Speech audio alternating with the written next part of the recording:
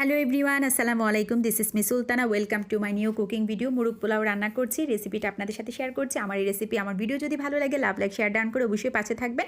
এখানে আমি ব্রয়লার মুরগি নিয়েছি। প্রথমে মুরগিগুলো কেটে কুটে ধুয়ে পানি ঝারিয়ে নিয়েছি, তারপর একটা বলক আসা পর্যন্ত ওয়েট করে পানিটা সেকে ফেলে দিয়েছি। আবার মুরগিগুলো হালকা করে ভেজে নিব। এখানে ডিপ ফ্রাই করা যাবে না, হালকা করে ফ্রাই করে উঠিয়ে নিয়েছি। আর কিছু পেঁয়াজ বেরেস্তা করে নিলাম। ভাজা তেলটা দিয়ে গোটা আলু দিয়ে একটু লবণ আর মরিচ দিয়ে ভেজে নিয়েছি লাল লাল করে। এখানে কোনো ফুড কালার বা হলুদ ইউজ করিনি।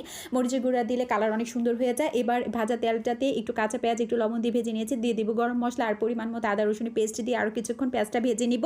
অলরেডি ভাজা ভাজা হয়ে গিয়েছে। এবার দিয়ে দিব ধনিয়ার গুঁড়া আর জিরার গুঁড়া আর 1 চামচ মরিচের গুঁড়া দিব, যাতে একটু ঝাল ঝালও লাগে এবং কালারটা অনেক সুন্দর হয়।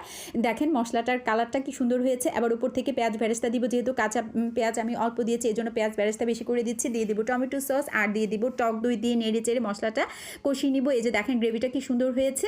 কষানো যতই ভালো হবে পোলাওর টেস্ট ততই ভালো আসবে। অলরেডি মশলা কষিয়ে গিয়েছে, তেল উপরের দিকে ভেসে উঠেছে। এবার ভাজা আলুগুলো দিয়ে নেড়েচেড়ে মশলার সাথে মিক্সড করে অল্প আছে ঢাকনা দিয়ে দিয়ে কষিয়ে নিয়েছি।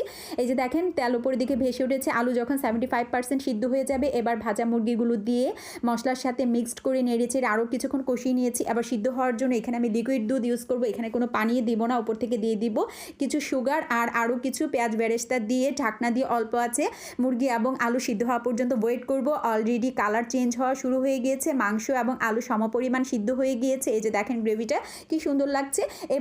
এবার আমি আলু এবং মাংসগুলো গ্রেভি থেকে উঠিয়ে নিচ্ছি। সবগুলো উঠানো হয়ে গিয়েছে। এই গ্রেভিটা দিয়ে পোলাওটা রান্না করব। এখানে আমি মুগ ডালও ইউজ করেছি। পোলাওর চালটা আমি 1 ঘন্টা আগে ধুয়ে পানি ছাড়িয়ে নিয়েছি।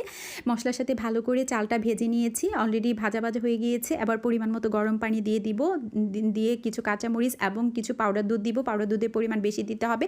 দুধ যতই দিব মুরগ পোলাওর টেস্ট ততই ভালো আসে। এবার হাই হিটে রান্না করছি। অলরেডি পোলাও হয়ে গিয়েছে। এবার একটা বড় পাতিলাতে ঢেলে নিলাম। হাফ পোলাও নিয়ে ছড়িয়ে দিয়েছি। এবার মাংস এবং আলুটা দিয়ে দিব কিছু পেঁয়াজ বেরেস্তা দিয়ে এবার বাকি পোলাওগুলো উপর থেকে ঢেলে দিব।